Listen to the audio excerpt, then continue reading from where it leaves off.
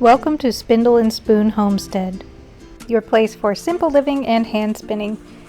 Today I'm sharing another fiber prep video. I'm getting ready for my WAFA sale. WAFA stands for Wool and Fiber Arts, and it is a Facebook group with tens of thousands of members who are hand spinners and do other fiber arts. A lot of them are also fiber farmers. It's a really amazing Facebook group that I highly recommend you join if you're a fiber artist. So if you apply and get accepted as a vendor, then you get to be part of the monthly WAFA sale, which is basically a virtual monthly fiber festival. It started out during the pandemic when people's fiber festivals were shut down and all of these vendors didn't have a way to make money anymore.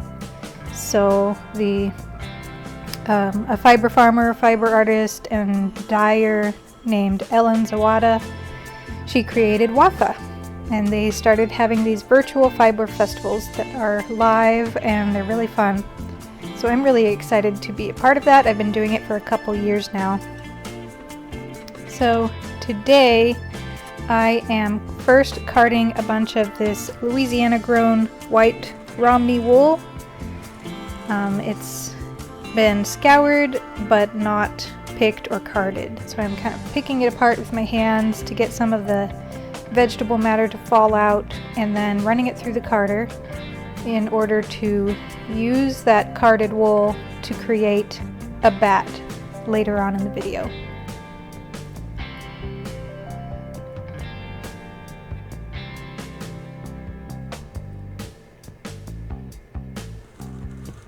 Fiber processing by hand is definitely a labor of love. This could be done in a mill, but since I have this large drum carder, and I'm a small scale vendor, I usually tend to do it myself.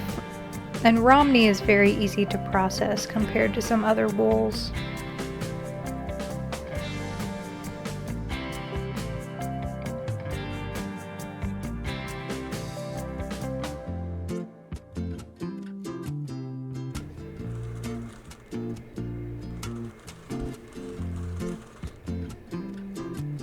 As I'm carding, I'm looking for a few things. I'm looking to separate the locks and let the VM fall out, and I'm looking for large pieces of vegetable matter, sticks and hay and things like that don't fall out, and I just pick them out by hand. And so that's why you see me picking things out from time to time. It's kind of very time consuming, but it's also kind of a satisfying job.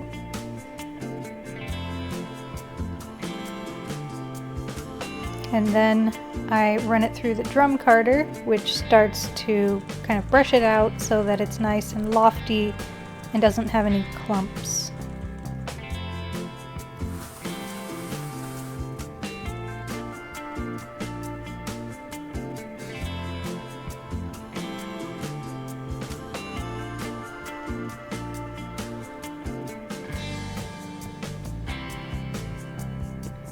When you lay things on the tray, you don't want it to be too much at a time because it will not get carded as thoroughly. And you also don't want to press it down and hold that wool back with your hand while the drum carder is pulling it up, because that will get it wrapped around the smaller drum, and you don't want that. The smaller drum is just for pulling the wool in and feeding it onto the bigger drum, and the smaller drum also sometimes catches little unwanted things like short bits of fiber.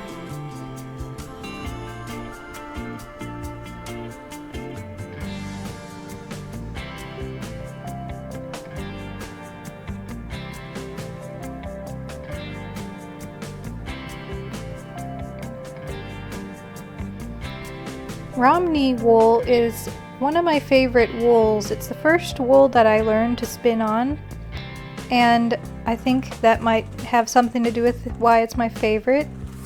but it's very versatile and it's also very easy to work with. It has, I'm not sure how to describe it. It has a little bit of luster, so it has kind of a beautiful shine to it. It's not a matte wool like merino. It's not super buttery soft, but it's also not the coarsest wool ever. You can definitely use it for apparel, although you might not want it wrapped around your neck, depending on the person. And depending on how it's spun. Some methods of spinning produce a smoother yarn than others. So I've got my Romney portion all carded, so I'm going to remove it from the drum carder so that I can make my bat.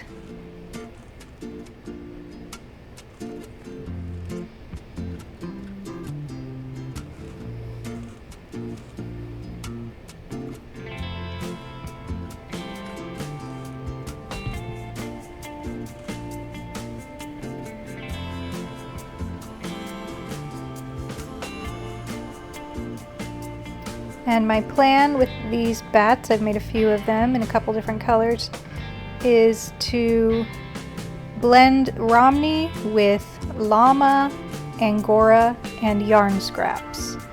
So I usually don't blend Angora with the slightly coarser wools because I feel like it's a waste of that super luxuriously soft Angora.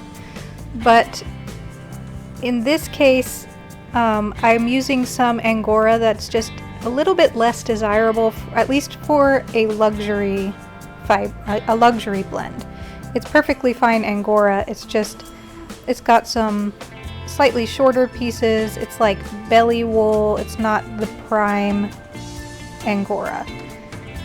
So I decided to try blending it with Romney and llama because I love the blend of Romney and llama. It's such a wonderful blend. And just add in the Angora and the yarn scraps for some extra fun, fuzzy texture and little tweed lumpy bits. So I think it's going to be a very beautiful textured yarn. The Angora will give it some little tweed bits of white, and it'll also give it a halo. If you've ever seen Angora yarn or an Angora sweater, you've seen that kind of fuzzy halo around it. That's unique to Angora, and a couple of other fibers will do that too, but Angora is famous for that. These are the yarn scraps. This is a neutral colored bat, so I've got the creamy white wool, the brown, kind of like a mushroom brown llama, and some fawn Angora, and then some neutral colored wool yarn scraps. I never use anything acrylic or polyester in my bats. I just don't like it. My stuff is always natural fibers and pretty much always naturally dyed. And so I'm making this lovely, somewhat chunky, textured farm fiber neutral colored bat. And another cool thing about this bat is that it is all grown either in Louisiana or in Arkansas, which is actually really close to where I live. I live in Louisiana, but it's in the northern part, so it's very close to Arkansas. So this bat will be a Louisiana and Arkansas grown bat. And that makes me happy because I'm all about trying to support the local fiber shed or just keeping things local, just like with local food, the local food movement. Supporting a local fiber movement can have a really big impact on your local economy because everybody needs clothing. And I know that, fiber art isn't the same thing as manufacturing clothing for a large population, but eventually they do cross over. And my fiber shed, the Acadiana fiber shed, is working towards getting more farmers to grow Acadian brown cotton and other things, other fibers, and funding and building a mill that can process all of these fibers into yarn and maybe eventually weave it or knit it, and just creating more jobs and that more local fiber economy for Louisiana. And this is my very small way of supporting that.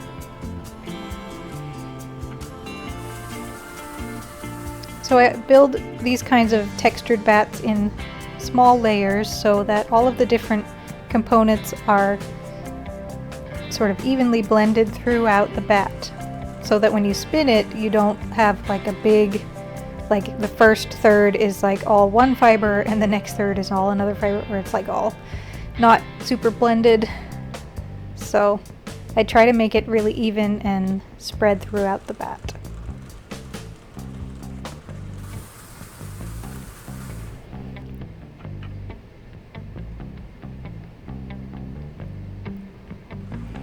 A lot of times when I put Angora through the drum carder, I do it in this way by kind of painting it onto the top of the drum carder instead of feeding it through the bottom. But I do sometimes feed it through the bottom as well. It's just a little tricky on drum carders. Angora, it kind of gets everywhere, and it just doesn't stick to itself and to the drum carder quite as well, so it kind of goes where it's not supposed to go sometimes. So just putting it directly on works better for me, at least in this style of bat. In this part, I'm making a little sandwich.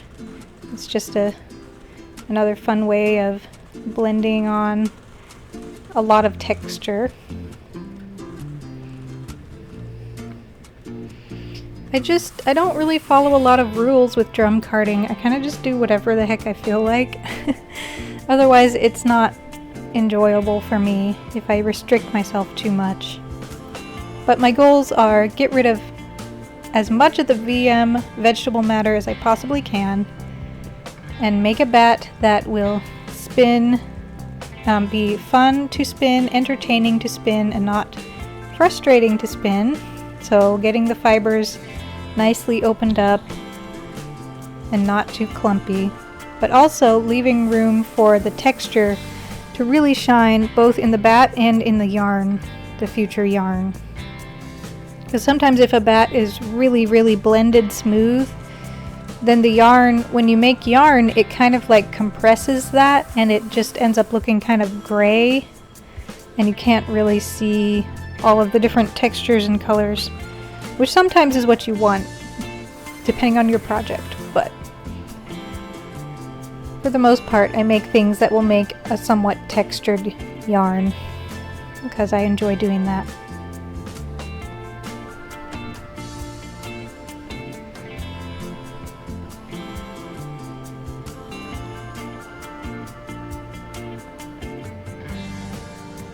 The llama fiber is from a fiber farm called Puddin Ridge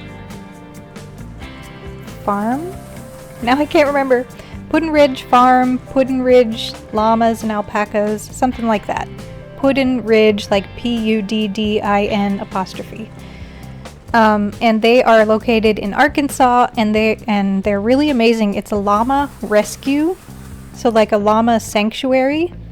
They get llamas, and I think alpacas too, but now I'm questioning that. I'm not sure.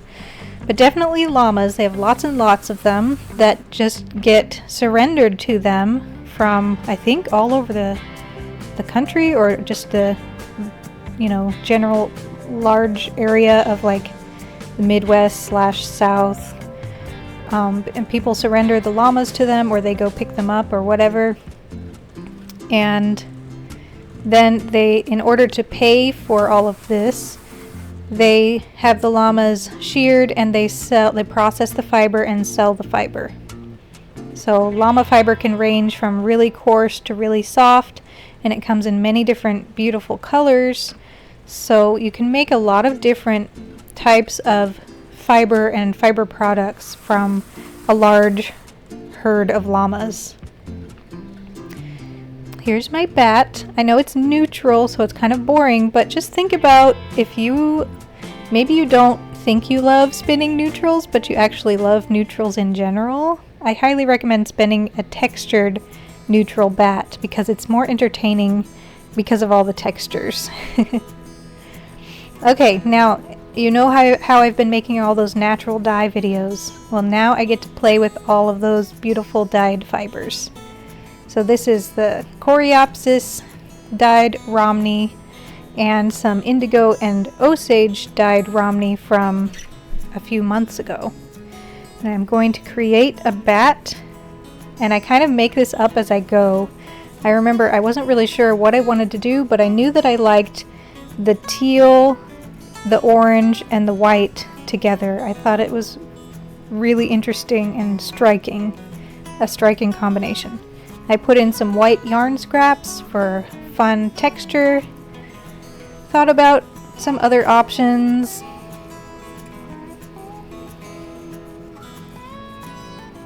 I needed to add a little bit more weight to I have a scale under this basket. I'm weighing out a precise amount of fiber for my bat.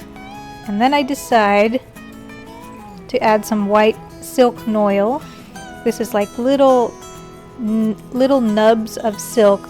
It's soft, but it adds a ton of visual texture.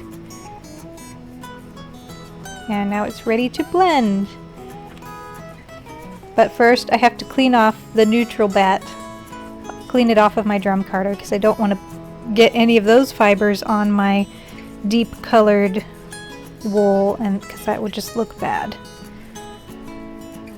So for my last bat, I was just blending in layers of texture, but it was an overall sort of consistent look.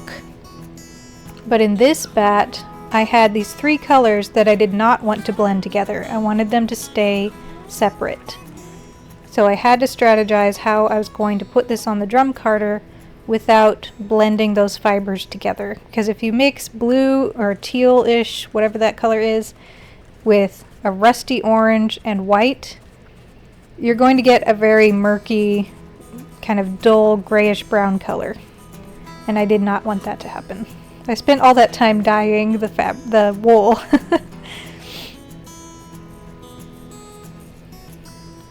Anyone who works in fiber processing knows that a lot of your time is spent cleaning up.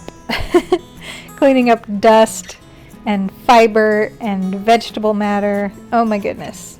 All over the place.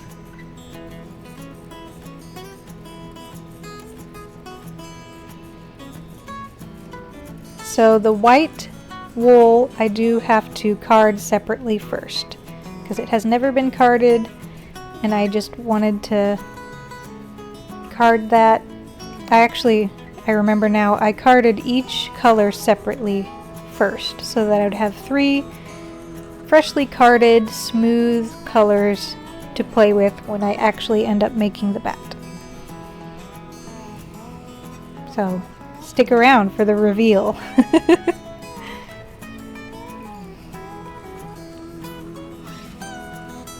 Anytime I make a bat, I also, like as I'm weighing the different components, I record what percentage or what weight of each item is in the bat, partly because legally you're supposed to label your products with the fiber content percentages, and also partly because if I want to recreate it, I want to be able to recreate it exactly. So I have a list of bats and their different components all written out on my phone.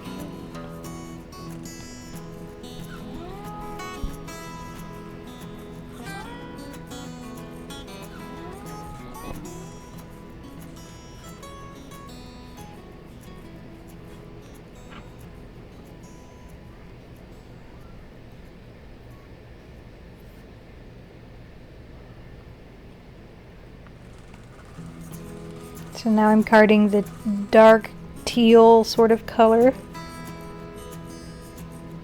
I've got some nice tweezers that I use to pluck out any vegetable matter that makes its way onto my drum.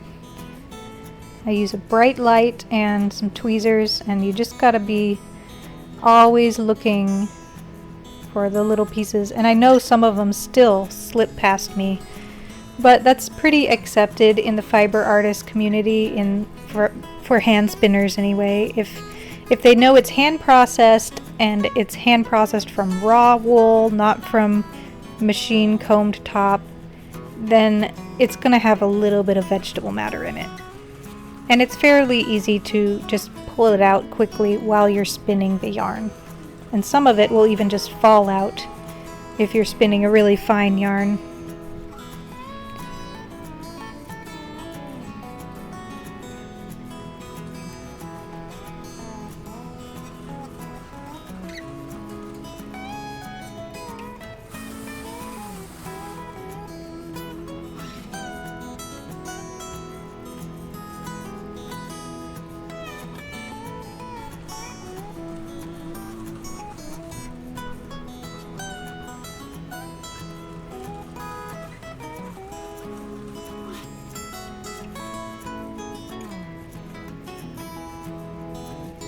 I'm getting really excited for my upcoming festivals. October is going to be packed. But before October, I've got my WAFA sale, which is in 1 week. I believe it's September 28th. Let me check my calendar. Yeah, it's September 28th at I think 1:30. You can go to my Facebook page and look at my event that I created for this. And my WAFA sale, it's part of the Greater WAFA Virtual Fiber Festival. And so I'll be going live on my Facebook page at 1:30 Central Time next Saturday. You are welcome to come. It's a live sale, so I'll be holding up an item and saying what it is and describing it, and people can comment and say sold, I want that item or whatever. And it's a little bit fast-paced sometimes. I also do giveaways, so you could come and just try to win a giveaway if you want, if you don't have money to spend on fiber at the moment, because maybe you spent it all this weekend at the Dallas Fiber Festival. But you should come, it's fun. I feel like I get to come and just chat with all my friends at these live sales. Alright, here's the orange. This orange is just gorgeous. It was over dyed. It was originally gray, a pale gray Romney, and I dyed it a pale yellow. So it was kind of like a pale, dingy yellow. And then I overdyed it with the coreopsis that I grew in my garden. And I think it is just stunning. It is so rich, so deeply colored. And all from flowers and plants. It's amazing. Again, this bat is all grown in Louisiana. This Romney wool is from Marshmallow Meadows. I'll put a link to her eBay store in the description. And I'll see if I can get a link to Puddin' Ridge Fibers too. I think she has a website. If not, she sells on WAFA, so you could join Wool and Fiber Arts Facebook group and see her live sales. But this one was grown totally in Louisiana by Marshmallow Meadows. Apart from the silk and the yarn scraps, technically.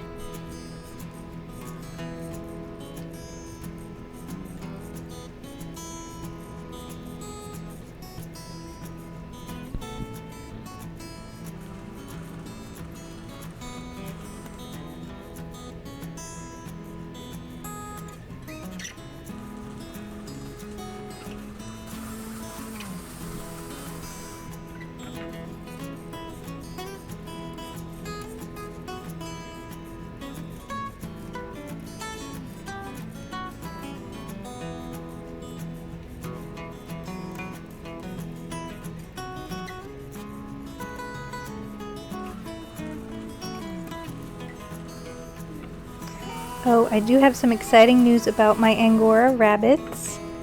After literally years of trying to get a breeding pair of purebred, show quality giant Angoras, I finally have purchased a pair, and they are being shipped to me on October 30th. I have to drive about 3 hours to pick them up, just because of the transport route.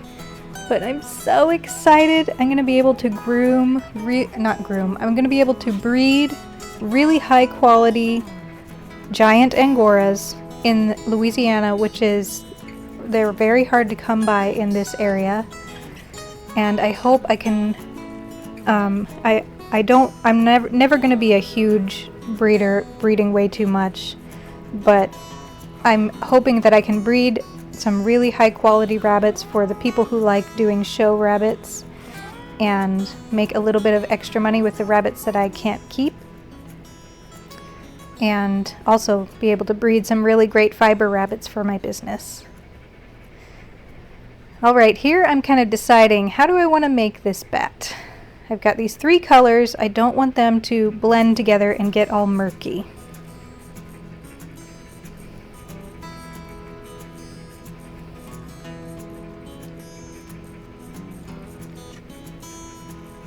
So then I decide to clean off part of my drum carder because I don't want those little scraps to blend with the wrong colors.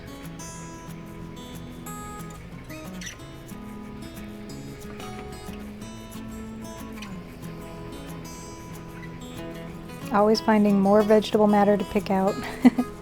So I decide to make a white stripe on the edge and then a teal stripe.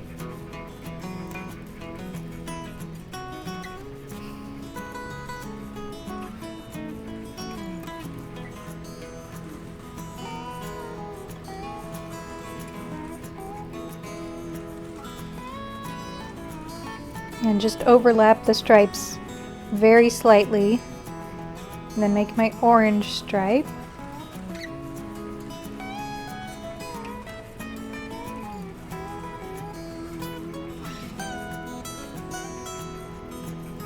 And then some yarn scraps. Not very many, just a few. And the silk noil. It gives it a very tweedy appearance in the yarn. Little flecks of white. And then I repeat the layers.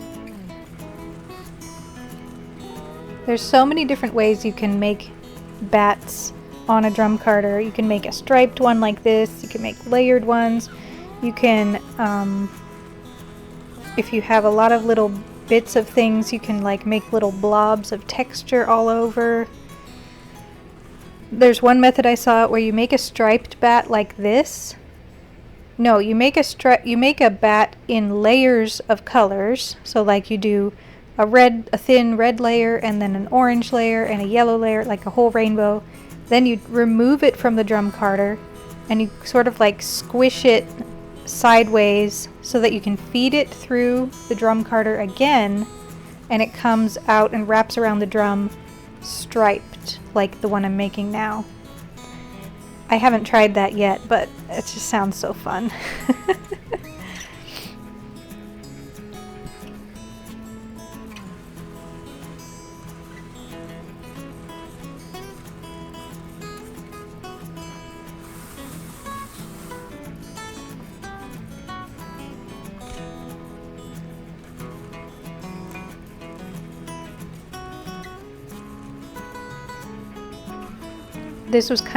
This color scheme with the stripes was kind of giving me Ireland vibes, like the Irish flag. I know it doesn't really look like the Irish flag, but it has the white, greenish color and the orange, and it was reminding me of the Irish flag.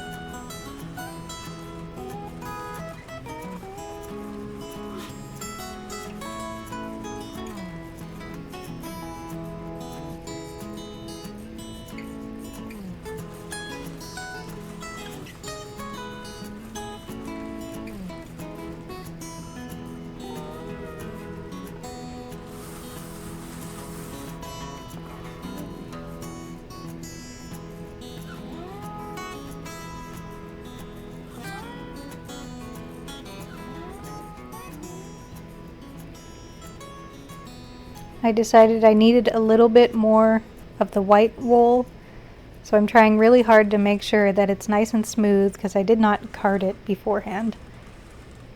Just trying to fluff it up as much as I can.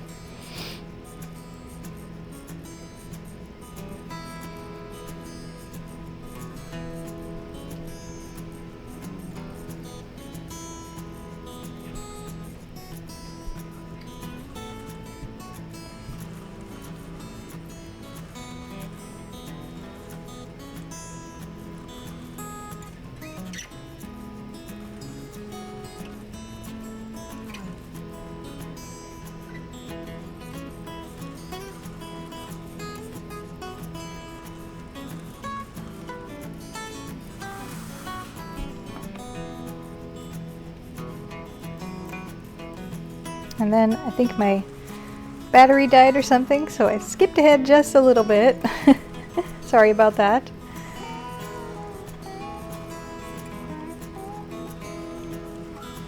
I hope you all are having a good Saturday. That's when I'm posting this video. Or if you're watching it in the future, I hope whatever day it is, it's a good day.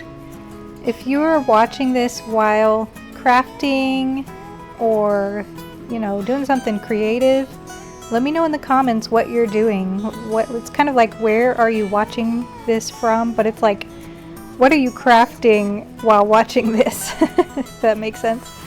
I would love to know. I just love hearing what you are doing, and it just feels like while I'm doing this here alone in my little studio, it feels like I'm in a community that we're all just crafting in parallel together, which is honestly one of my favorite activities, is crafting in parallel with other crafty people.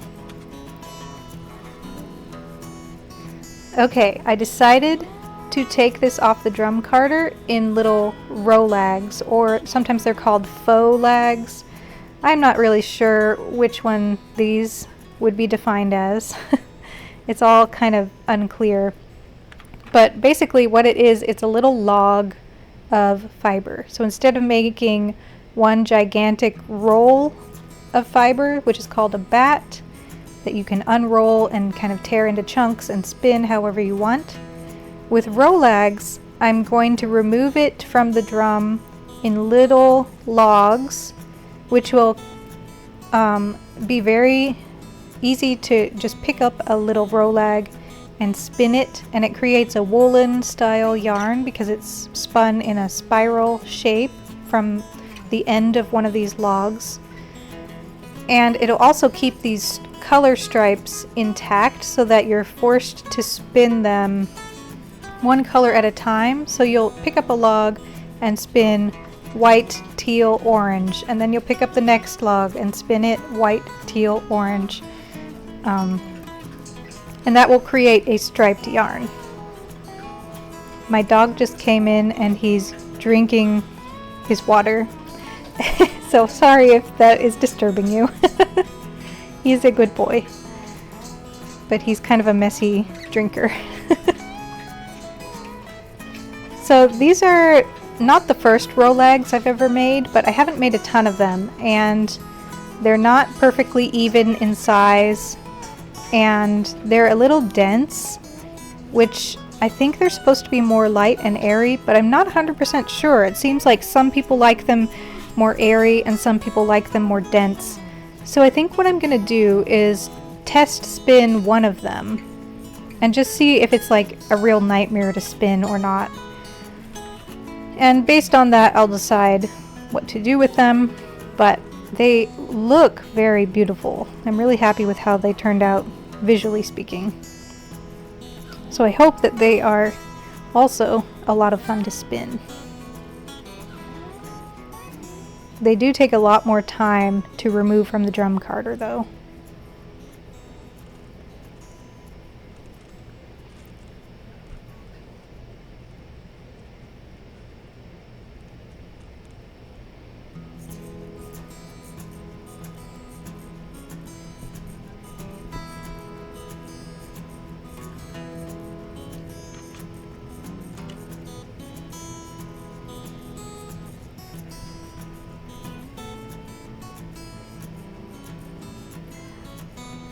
So I haven't described this yet, but you take 2 dowels and wrap the fiber, put the fiber between the 2 dowels, and then start rolling it up.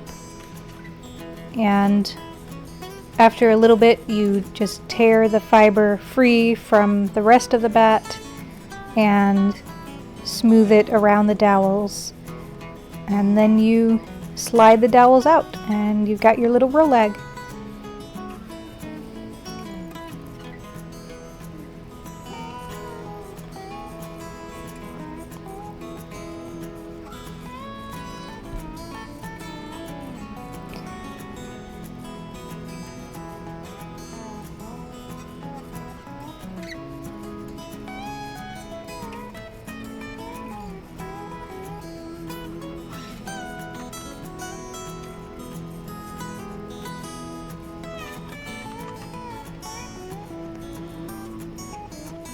I hope that you all will join me at my live sale, and also join me in just leave a comment for me on this video. What are you crafting while watching this, if you would like to? And thank you so much for watching. As always, please like and subscribe if you feel inclined, because that does really help me out with my business. These are how they turned out, and I think they are so beautiful. I'm really happy with them.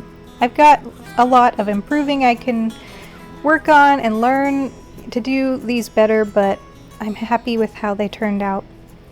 Once again, check out my Facebook page, Spindle and Spoon Homestead on Facebook, to learn more about my upcoming live sale where these will be available. Thanks for watching, everyone, and have a great day.